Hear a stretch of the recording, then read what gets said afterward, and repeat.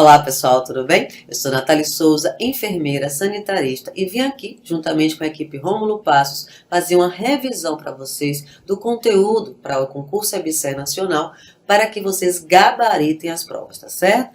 Os dois temas que a gente vai trabalhar nesse bloco vai contemplar a parte da história e a parte da Constituição, e as questões foram elaboradas e coletadas com o perfil da banca escolhida, ou seja, CESP-CEBRASP. Venham comigo, primeiro tema, evolução histórica da saúde pública no Brasil. Esse é um tema que ele é subjetivo e a dica que eu dou para vocês é associarem os períodos históricos do Brasil, aos marcos da política de saúde. Por exemplo, na ditadura militar, golpe militar, o que aconteceu lá? Em 1966 foi criado o Instituto Nacional da Previdência Social. Então vocês colocam o marco histórico de acordo com a divisão dos períodos no Brasil e o que aconteceu dentro da política de saúde, dessa evolução até a construção do SUS, tá certo? Lembrando que até antes de 1988 não tínhamos um sistema de saúde para todos. O sistema de saúde ele era excludente. A partir de 88, ou seja, a partir da promulgação da Constituição Federal de 88, o sistema de saúde passa a ser universal e igualitário, ou seja, o SUS é institucionalizado e, com isso, todos os cidadãos brasileiros, todas as pessoas do país têm acesso ao sistema de saúde, que é o nosso SUS. Mas vamos agora começar um pouquinho, uma revisão da história e treinar com algumas questões. Vamos lá. Então, aqui eu trouxe o período do Brasil Império, que vem a data de 1822 a 1889. Esse período é bem caracterizado pela chegada da coroa aqui no Brasil. Então, Portugal, a coroa vem para o Brasil, a capital ela deixa de ser em Salvador e passa a ter sede no Rio de Janeiro, e algumas ações foram acontecendo nesse momento para sanear a cidade do Rio de Janeiro. Esse saneamento, vamos dizer assim, entre aspas, foi uma limpeza para receber a coroa. E o que aconteceu? Foi tirar os pobres do centro da cidade. Então podemos dizer que com a vinda do Império para cá, nós temos um nascimento da periferia, onde tira-se as pessoas pobres do centro da cidade e coloca em zonas afastadas da cidade. Mas o que a gente tem de perfil epidemiológico nesse período? Observem aqui. Nós temos algumas ações de combate a doenças transmissíveis, porque naquela época, pela própria falta de saneamento, pelo próprio desconhecimento ainda de medidas de prevenção e controle, nós tínhamos muitas doenças transmissíveis por conta das más condições de saneamento básico, as más condições de moradia e os aglomerados urbanos, casas sem aeração, sem ventilação. Então, doenças transmissíveis aconteciam, epidemias e doenças pestilenciais ainda se mantinham. Então, as ações do governo federal, que era caracterizado, vamos dizer assim, ações para erradicar, para controlar doenças transmissíveis, mas não voltadas, não com foco na população. Sim com o foco de que estamos perdendo mão de obra, estamos perdendo no setor econômico, logo eu preciso ter ações para diminuir o risco dessa população de adoecimento e, consequentemente, diminuir o meu capital. Nessa época, o nosso perfil ainda era agrário exportador, ou seja, a gente tinha o extrativismo para a exportação. Então, os países que atracavam no Brasil nessa época, principalmente nas cidades que tinham portos, Salvador, Rio de Janeiro e Santos começa a se estruturar, nós tínhamos o boato que o Brasil ele era um país que, se você atracasse, saía os navios, a população que estava nos navios, os marinheiros voltavam doentes. E era verdade. E isso estava acontecendo o quê?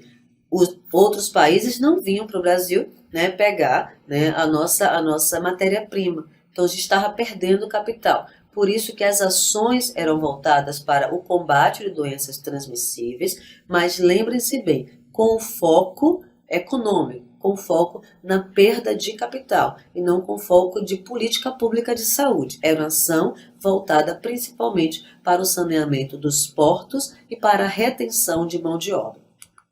Descoberta da vacina da varíola. Essa descoberta da vacina da varíola foi quando Oswaldo Cruz estava na coordenação do Departamento Federal, né, de Saúde Pública, e por ações arbitrárias, vamos dizer assim, obriga-se à vacinação, ou seja, institui-se a vacinação obrigatória contra a varíola. E isso desencadeia, naquele momento, a revolta da vacina. É quando a população se nega a receber a vacina de forma obrigatória. Se hoje muitas pessoas deixam de vacinar seus filhos, eu trabalho na atenção básica e eu vejo muitas vezes a gente perdendo vacina, né, por validade do fabricante, porque a gente não tem demanda, por conta do medo de algumas pessoas ainda se vacinar. Imagine a época. Então, Oswaldo Cruz, ele traz uma medida de contenção, né, de controle da varíola, que foi uma epidemia no Brasil, mas de forma arbitrária ele usa o poder de polícia, onde os guardas invadiam as casas das pessoas para vacinação contra a varíola. E desencadeou a revolta da vacina. Agora, prestem atenção. A banca pode trazer, nesse mesmo período, nós tínhamos também uma epidemia de febre amarela. Foi quando Oswaldo Cruz também estava à frente do Departamento Nacional. Então, vamos separar a seguinte construção. Nós temos uma epidemia de febre amarela no momento, que é erradicada na gestão de Oswaldo Cruz, e temos também a descoberta da vacina da varíola e a vacinação obrigatória no mesmo período, para vocês não caírem em pegadinha. Então, a revolta da vacina é desencadeada por conta da varíola e não por conta da febre amarela.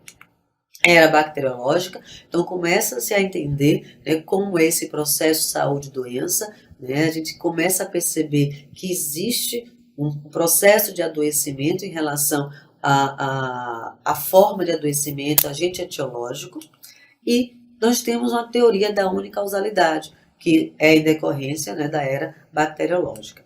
Superação da teoria miasmática, acho que todo mundo deve lembrar, que se pensava que as doenças aconteciam pelos odores, né, apenas os estados de putrefação, e agora já se associa ao adoecimento a um agente causador, a um agente etiológico. E isso vai facilitar, né, como até hoje nós temos a quebra do processo de doença por conta de vacinas, né, em relação a vacinas, uso de antibióticos, por conta dessa descoberta em relação à superação da teoria miasmática. E na época era a unicausalidade, hoje a gente trabalha com foco da multicausalidade, que são os determinantes e condicionantes da saúde.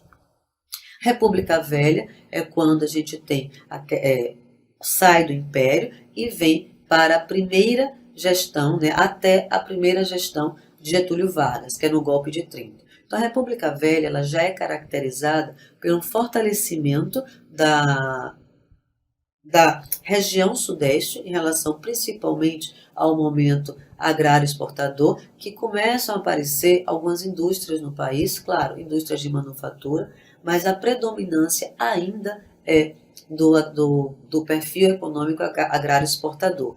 Nós temos aqui nesse momento também um declínio, né, da exportação da cana-de-açúcar por conta da concorrência com o açúcar dos Açores, e a gente tem uma predominância da borracha e do café da região sudeste. A bacteriologia ela tem uma grande ascensão e o Brasil também começa a se estruturar em relação a isso, claro, de forma bem incipiente.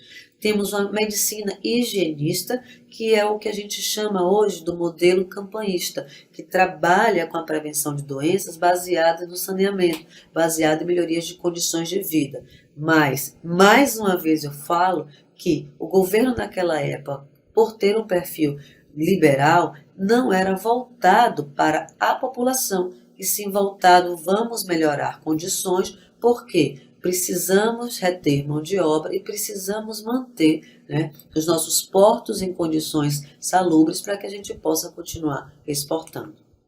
Planejamento urbano das cidades, então já que se descobre a forma de transmissão de algumas doenças por veiculação hídrica, então o que acontece? Nós temos um planejamento melhor, claro que incipiente, urbano das cidades. Vamos lembrar, né, para quem é das cidades de Salvador e Rio de Janeiro, como eu, Salvador, e conheço muito bem o Rio de Janeiro, do centro da cidade, da parte mais antiga. Observem que as casas são coladas uma na outra, não tem espaço de aeração, não tinham muita ventilação. Isso era o formato das cidades à época, o que facilitava muito, né, a transmissão de doenças por conta da proximidade, falta da luz solar, falta da aeração e as ruas sem um sistema de esgotamento adequado. Então isso facilitava o adoecimento, mas o pouco que se conhecia já começava a ser aplicado num modelo que a gente conhece hoje, que é o modelo sanitarista campanhista.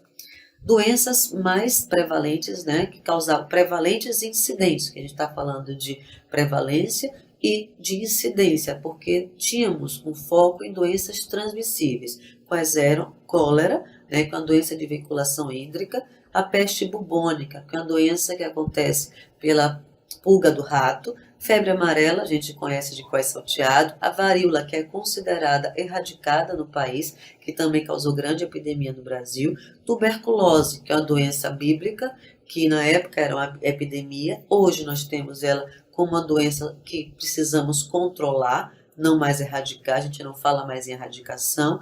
Hanseníase, também é uma doença bíblica, que era muito comum à época, né? Inclusive aquele sistema de quarentena, de afastar as pessoas do convívio social, e a febre tifoide.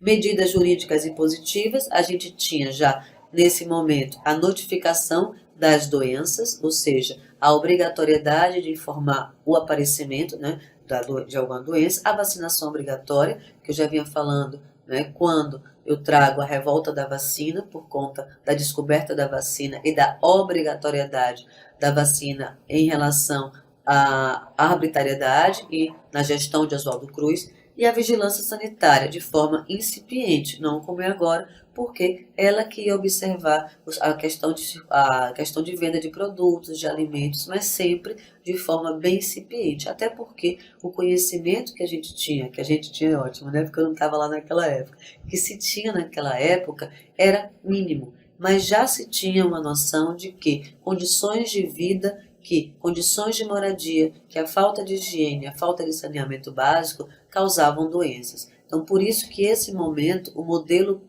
assistencial predominante era o modelo sanitarista campanhista, que trabalhava com essa parte da higienização, ou seja, a limpeza no sentido de melhorar a condição de vida e reduzir essa incidência e prevalência, né, das doenças transmissíveis. Oswaldo Cruz, como eu já falei, é nomeado diretor do Departamento Federal de Saúde Pública e ele vem para erradicar a febre amarela, como eu falei. Modelo campanhista, como eu já falei, é o predominante. Se cair em prova, qual foi o primeiro modelo assistencial do Brasil, sem sombra de dúvidas e sem medo pode marcar. É o modelo campanhista, também conhecido como modelo sanitarista. Então, se cair campanhista ou sanitarista, está tranquilo. Nesse modelo assistencial, o sujeito, né, mais importante era o sanitarista e o objeto de atenção era o modo de transmissão, era quebrar a cadeia de transmissão das doenças, já que se sabia como, né, se transmitiam algumas doenças que eram transmissíveis e que geravam epidemia naquela época. Lei Federal 1261, de 1904, não é o perfil da banca CESP cobrar data precisamente, mas o perfil é fazer essa confusãozinha aqui. Observe que Oswaldo Cruz ele vem para erradicar a febre amarela, mas na gestão dele, ele traz a vacinação obrigatória contra a varíola, desencadeando a revolta da vacina. Então, a separação é aquela que eu já tinha falado. Ele entra no momento de epidemia de febre amarela, mas ele consegue erradicar a febre amarela e impõe a vacinação obrigatória contra a varíola.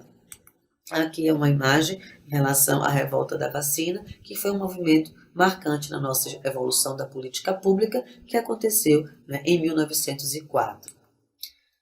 Carlos Chagas, em 1920, é um outro nome importante, né, na saúde pública, na construção dessa política pública que nós temos hoje. Ele reestrutura o Departamento Nacional de Saúde, ou seja, depois de Oswaldo Cruz, né, ele trabalha muito fortemente com a ideia de que Precisamos transmitir educação em saúde. Precisamos fazer com que a população entenda que ela adoece porque ela não sabe como prevenir. Então, o foco nesse momento era as propagandas, né, os cartazes, aqueles cartazes grandes para dizer à população como se prevenir. Era como se o Estado dissesse: você adoece porque você não sabe. Então vamos agora focar em educação sanitária. Que hoje a gente fala em educação e saúde, mas a gente conhece o sujeito como também um sujeito ativo.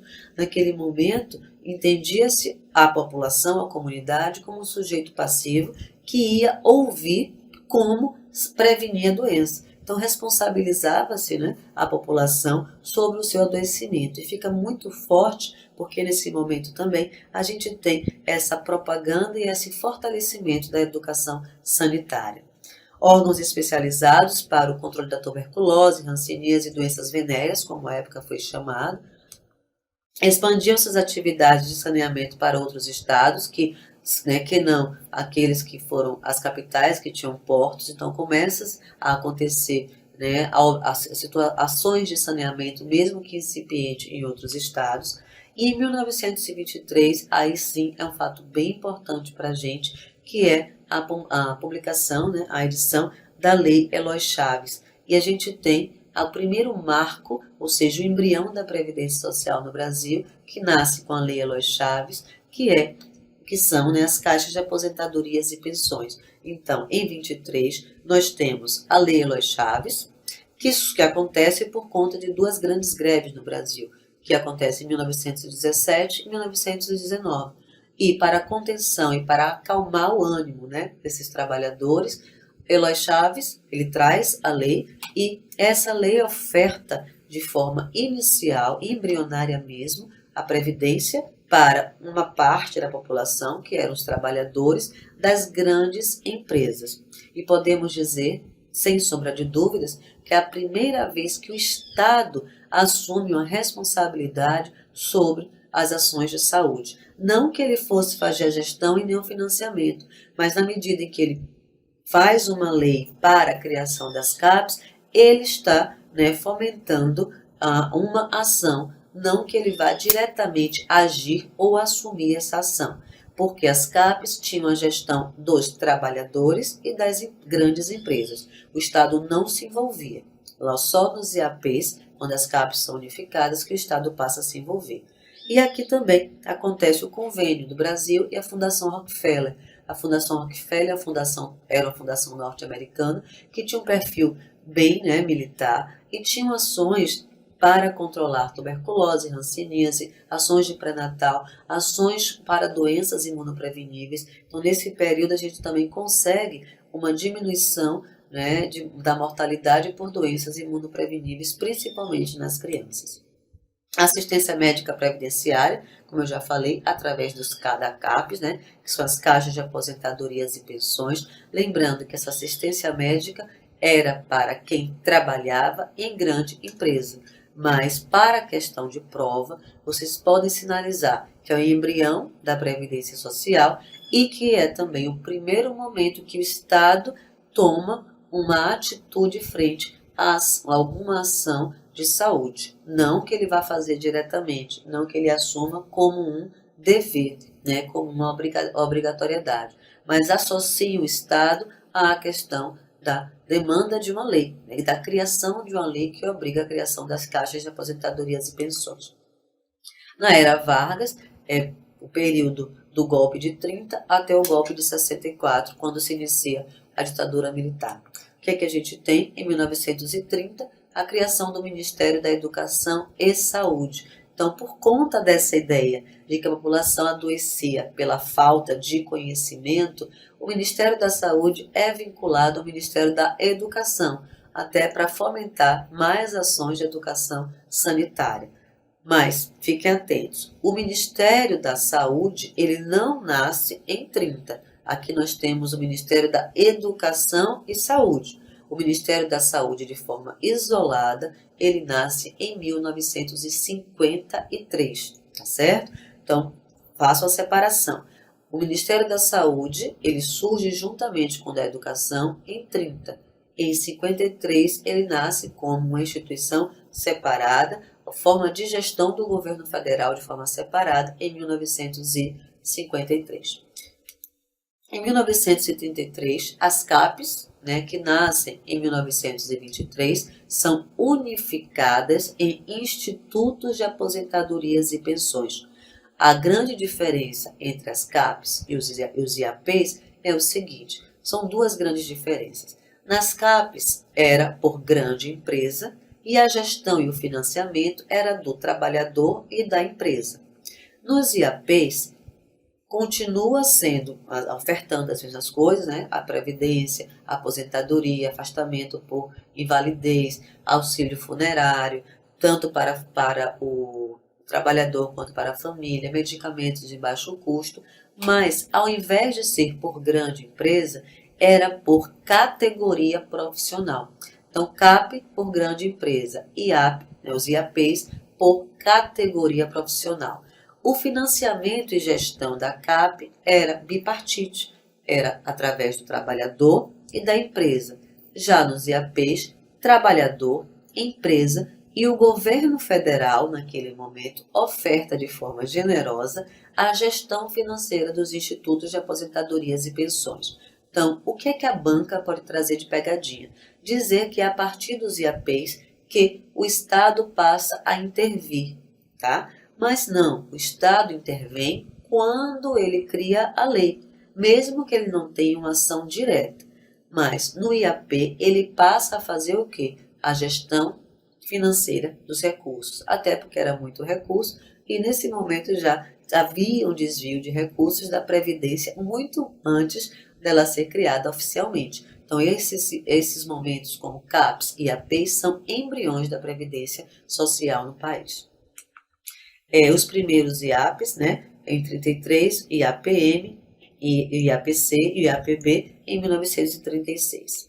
53, como eu falei, de forma isolada, nasce, é criado o Ministério da Saúde, que nesse momento havia uma dicotomia de ações de saúde pública, que eram feitas pelo Ministério da Saúde, que eram as ações de controle de endemias, a ação de vacinação, a ação de saneamento, de melhoria da educação sanitária, toda essa ação de prevenção, mesmo que incipiente, era feita pelo Ministério da Saúde. Já a Previdência era feita para aqueles que trabalhavam, que tinham a carteira assinada, através dos institutos de aposentadorias e pensões, então, pelo Ministério do Trabalho. Então, nós temos uma separação entre o Ministério da Saúde, que fazia ações de controle de endemias, controle de epidemias. Aqui nesse momento nós temos, inclusive, a Fundação CESP, que vinha do perfil da Fundação Rockefeller norte-americana por conta do convênio que existia,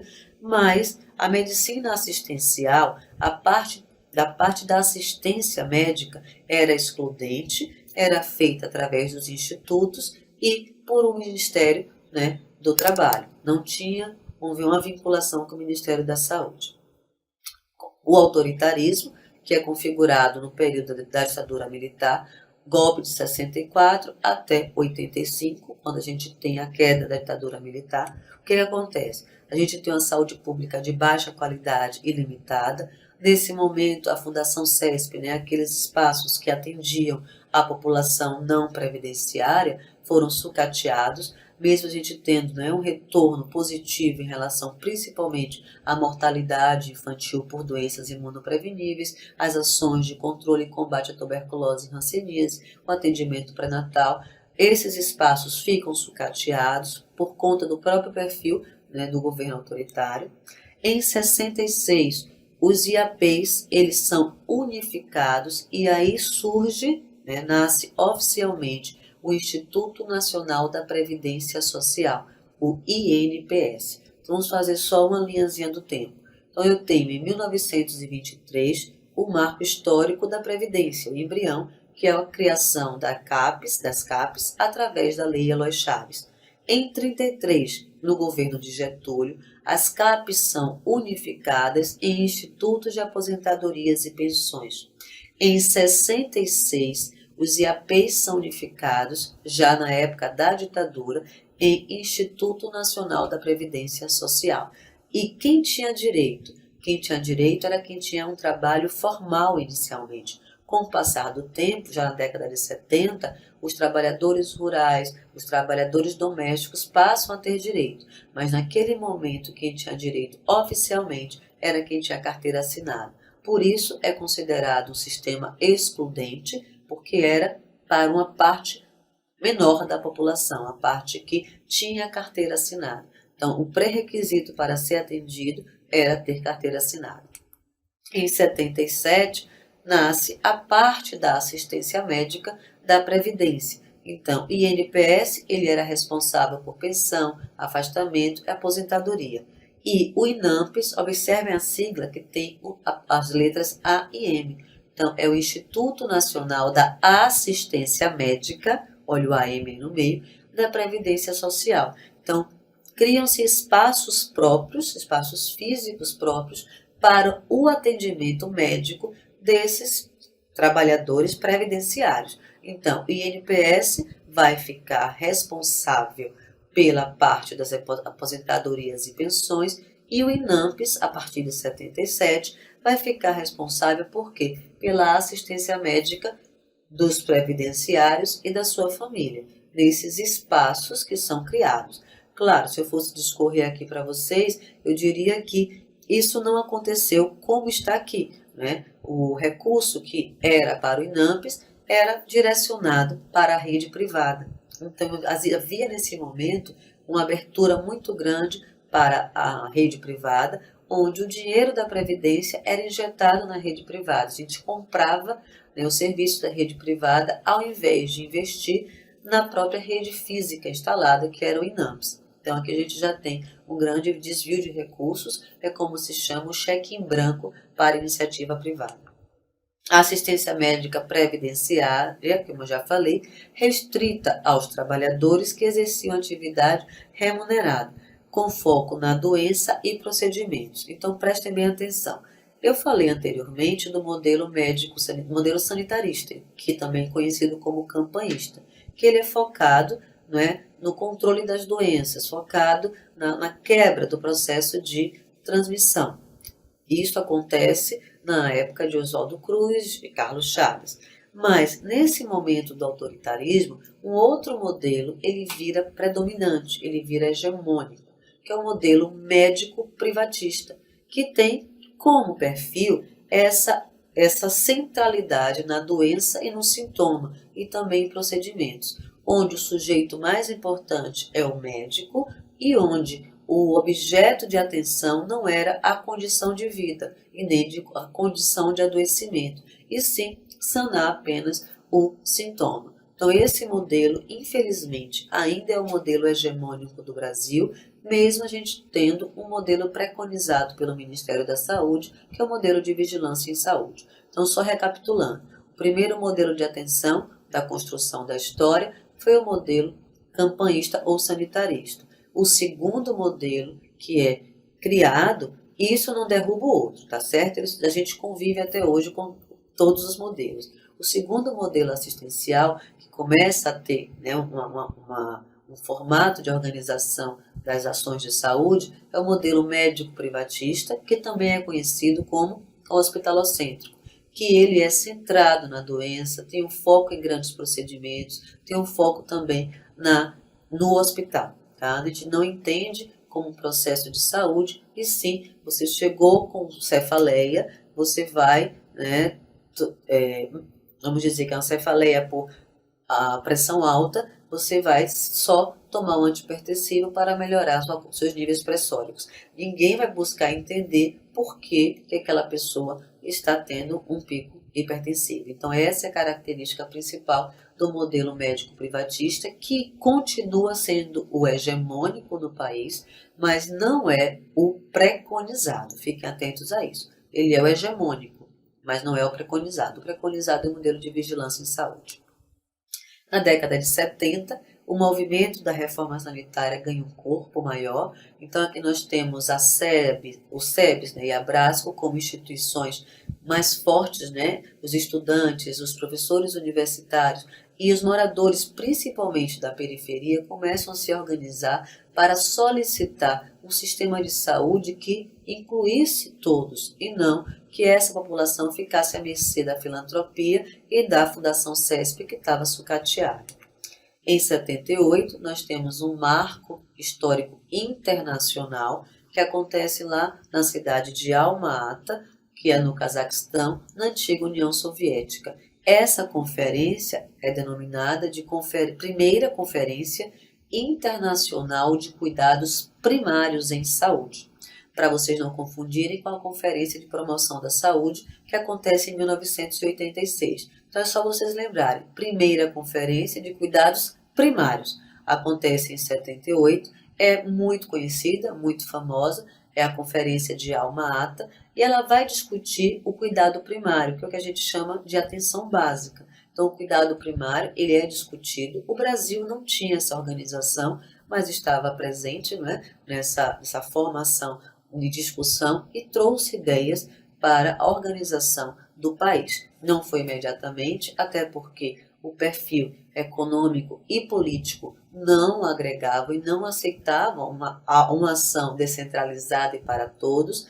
mas os que estavam na liderança do movimento sanitário não sucumbia, estava ali tentando modificar o perfil do atendimento, não só da saúde, tá? Da questão da dívida social, da questão dos direitos sociais. Lembrando que o movimento da reforma sanitária foi um entre os vários movimentos que aconteciam naquele período da ditadura militar. Em 83, em decorrência e por influência da Conferência Internacional de Cuidados Primários em Saúde, que acontece em Alma-Ata, nós temos a criação das Ações Integradas em Saúde, que podem anotar aí, que são consideradas o marco inicial da atenção primária no Brasil. Então, além de ser o marco inicial da atenção primária no Brasil, as AIs elas também trabalham com a descentralização, com a interiorização das ações e serviços de saúde. Claro que é de forma incipiente, mas é um marco muito grande para a gente, e observe que acontece já próximo no final da ditadura. Então, a ditadura militar estava enfraquecida, por isso que essas ações elas são instituídas e começam a dar certo.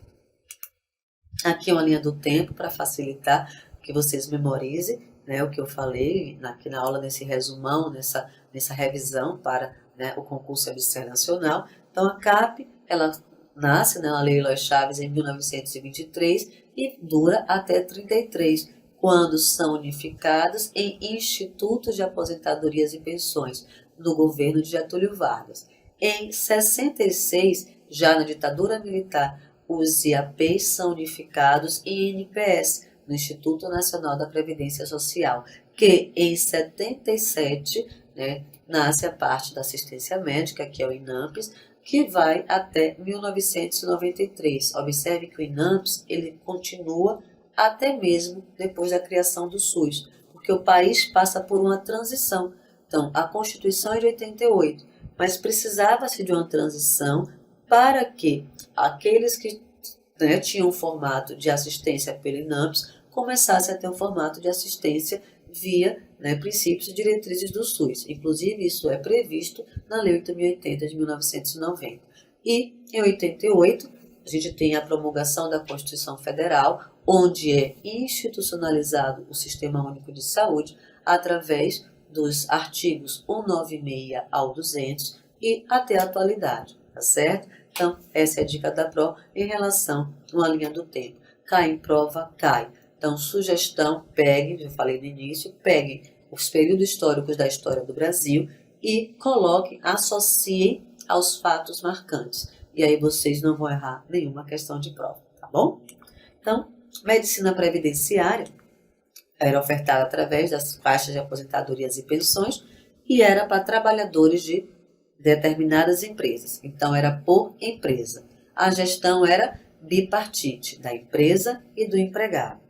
E foi criada através da Lei Eloy Chaves, em 1923.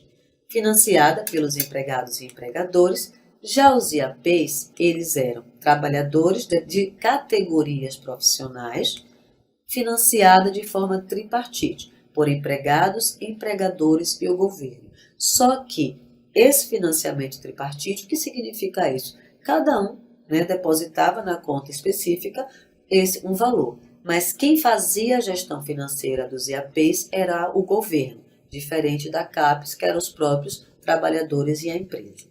E em 66, os IAPs são unificados em INPS e a gestão passa a ser, reúne todos os trabalhadores com atividade remunerada, inicialmente trabalhadores formais, e passa oficialmente a ter nós temos uma previdência, né, a medicina previdenciária instalada no Brasil, financiada pelos empregadores, pelos empregados e pelo governo. Então, aqui ratifica, né, essa dicotomia entre saúde pública e medicina previdenciária à época. Então, existia uma oferta da medicina de saúde pública, controle de endemias, saneamento, a parte de vacinação, os programas de saúde e educação sanitária com o Ministério da Saúde, e a medicina previdenciária excludente, desde que ela surge, né, mesmo que embrionária, para uma parcela da população, que estava 100% vinculada à sua questão de trabalho. Então, quem tinha acesso é quem tinha trabalho. Na Nova República, entre 85 e 88, é um período bem pequenininho que acontece antes da queda da ditadura militar até a promulgação da Constituição Federal de 88. Nós temos o fortalecimento da reforma sanitária, lembrando que ela surge na década de 60, ganha um formato na década de 70, na década de 80 ela ganha um corpo junto, né, com os outros movimentos. E nós temos um marco histórico da reforma sanitária, que é em 1986. Eu acho que todo mundo sabe disso, né? Então acontece a 8ª Conferência Nacional de Saúde, que mesmo sendo 8ª, eu sempre falo isso, é a primeira conferência a ter participação da população. Essa conferência, ela traz os ideais do SUS, para vocês não confundirem, não caírem em pegadinha de prova. O SUS é institucionalizado na Constituição, mas as ideias, a filosofia, a solicitação de um sistema para todos, a solicitação da ampliação de um conceito de saúde, acontece quando? Acontece na 8ª Conferência. Fica como dica, quem for estudar para outros concursos também, a leitura do relatório da 8ª Conferência, que vocês vão entender por que essa filosofia do Sistema Único é criado, né, surge com o pensar, né, com a discussão dos representantes que estavam lá na 8ª Conferência. Início do processo de descentralização das ações para estados e municípios. Aqui nós temos uma fase de transição, que é o SUDES, Sistema Único Descentralizado em Saúde, e esse SUDES é conhecido como Estratégia Ponte ou Estadualização da Saúde. O que é isso? Então, já que ia se descentralizar as ações para estados e municípios, precisava-se melhorar, precisava-se dar know-how, né, passar como isso ia acontecer para os municípios, porque até então eles eram apenas os executores, né? Eles eram os prestadores, na verdade. Então, o governo federal determinava uma ação e todos os municípios tinham que cumprir, independente de estar relacionado com o seu perfil epidemiológico ou não. A partir da 8ª, é solicitada a descentralização, só que os municípios não estavam prontos para isso. E aí surge a ideia de criar uma estratégia ponte. O que é uma ponte? Algo que leva de um lugar para o outro. Então, essa estratégia ponte, que ia levar do momento que estava de centralizado para o descentralizado para os municípios, é o SUDES, onde os estados são fortalecidos e vão ajudar os municípios a se organizarem para passar a executar, né, planejar e executar as ações de saúde. Então, o SUDES é conhecido como Estratégia Ponte ou Estadualização das Ações de Saúde. Em 88, nasce o SUS. O SUS é criado ou o SUS é institucionalizado. Então, são as 3 palavras que podem surgir em relação à Constituição, através, né, dos artigos que eu já falei, o 96 ao 200.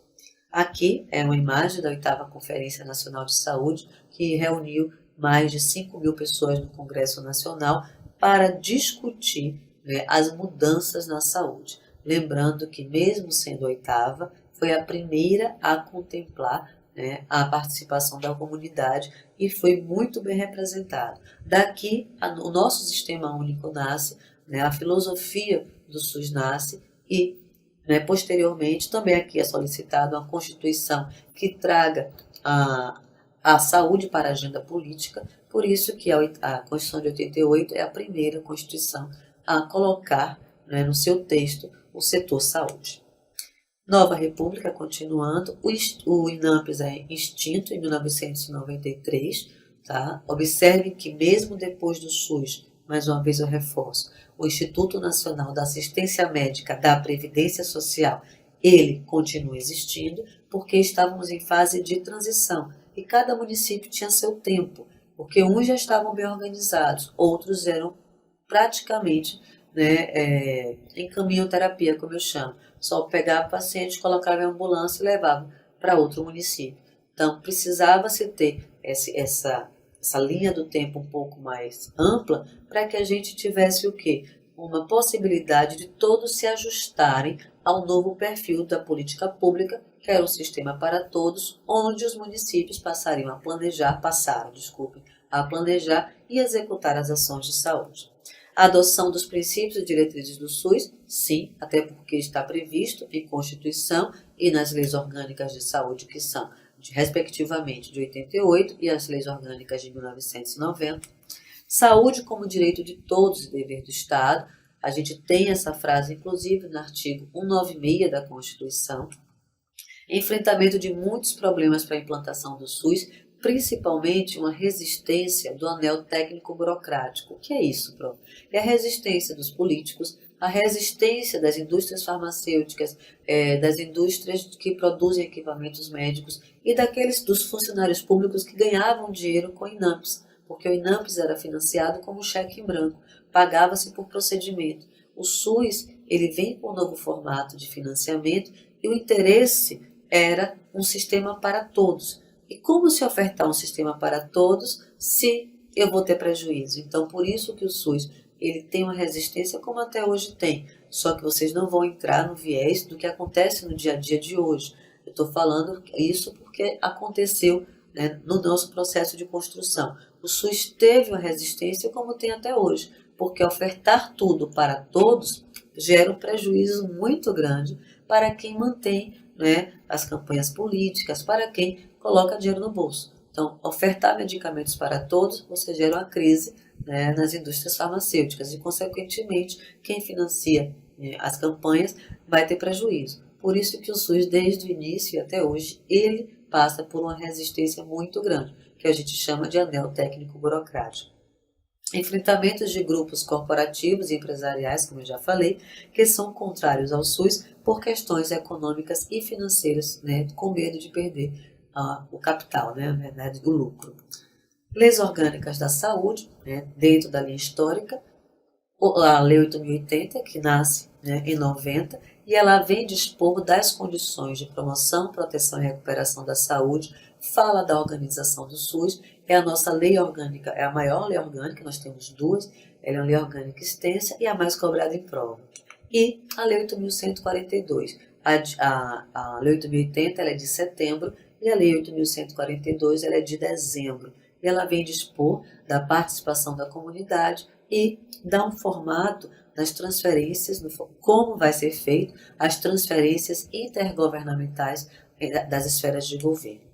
E vamos agora treinar um pouquinho, né? Então, nós temos aqui uma questão da CESP, do Tribunal de Contas, com relação ao Sistema Único, julgue o próximo item. Pela legislação do SUS, o Estado tem o papel de prover cuidados de saúde para a população que não tem poder de compra, devendo estimular na população de maior poder aquisitivo a aquisição de serviços no sistema de saúde suplementar. Erradíssimo, gente. Mesmo que isso aconteça na vida real, é por isso que eu sempre peço que o candidato a um concurso se afaste da vida real e lembre de um SUS ideal. O SUS ele é para todos, ele é universal e não para quem não tem poder de compra. Mesmo que aconteça de ofertar mais, né, ofertar primeiramente em populações periféricas, isso é o princípio da equidade, mas todos têm o direito do SUS. Então, a afirmativa está falsa quando ela afirma que o SUS vai prover, que o Estado vai prover, através do SUS, para a população que não tem poder de compra. Já está errado desde aí, o resto também está tudo errado. O Estado não estimula a compra de serviços suplementares, que são os planos de saúde. Ele deveria estimular a utilização do SUS. Então, nosso gabarito é errado. Questão 2, também do Tribunal de Contas, com relação ao SUS, julgue o próximo item. No modelo de saúde anterior ao SUS, ou seja, tudo antes da Constituição, as principais características eram a centralização político-administrativa, correto, e a tomada de decisões a cargo da técnico-burocracia sem a participação popular direta. Corretíssima. É a característica antes do SUS. O pós-SUS já é o contrário, é descentralizado, a tomada de decisões é com a participação da comunidade. Então, a questão 2 ela está correta. Questão 3. O principal objetivo da reforma sanitária brasileira foi mudar as regras relativas aos benefícios da Previdência Social, mudança que resultou na criação do Instituto Nacional da Previdência Social. Claro que não. A reforma sanitária, ela vem solicitar uma mudança no setor saúde e nas condições de vida da população, porque é um impacto negativo e não em relação aos benefícios. Lembrando que quando eu falo setor saúde, não estou falando de uma mudança setorial, mas de uma política pública ampla que vai trazer qualidade de vida. Então, o que a reforma sanitária traz? Mudanças para solicitando a política pública, resultando na criação do Sistema Único de Saúde, e não no INPS. Ok? Então, está errado. Nossa quarta questão. O direito à saúde no Brasil se restringia, está no passado, aos trabalhadores segurados pela Previdência Social, estendeu-se a todas as pessoas a partir da criação do SUS, tornando-se um direito assegurado pelo Estado. Ou seja, no passado era sim restrito a quem trabalhava, através de toda aquela historinha dos CAPs, dos IAPs, do INPS e INAMPS. E depois do SUS, ou seja, depois da Constituição, passa a ser um direito de todos e dever do Estado. Então, nosso gabarito correto. Nossa quinta questão. Antes da criação do SUS, um cidadão sem carteira de trabalho assinada não tinha acesso a serviços públicos de saúde. Verdade. Só quem tinha acesso a quem tinha carteira assinada. E esse trabalhador sem carteira assinada, ele tinha acesso apenas às condições de emergência médica, porque o Estado ele ofertava para todo mundo, vamos dizer assim, não com o formato que a gente tem hoje, mas ofertava a assistência em emergência médica, tá bom? Independente da condição de ser um trabalhador ou não. Então, nossa questão está verdadeira. Questão 6. A Constituição buscou romper no Brasil com o tipo de acesso aos serviços públicos de saúde condicionado à situação de trabalho do usuário. Verdadeiro. Então, quando a Constituição ela é promulgada, ela rompe essa relação de acesso ao serviço de saúde com condição de trabalho, porque afirma que a saúde é um direito de todos e dever do Estado. Então, nossa questão está certa. Ficamos por aqui na nossa revisão da parte de História para o concurso ABC Nacional. Desejo sucesso a vocês, porque sorte é para quem não estuda. Beijos e queijos da prova. Tchau, tchau.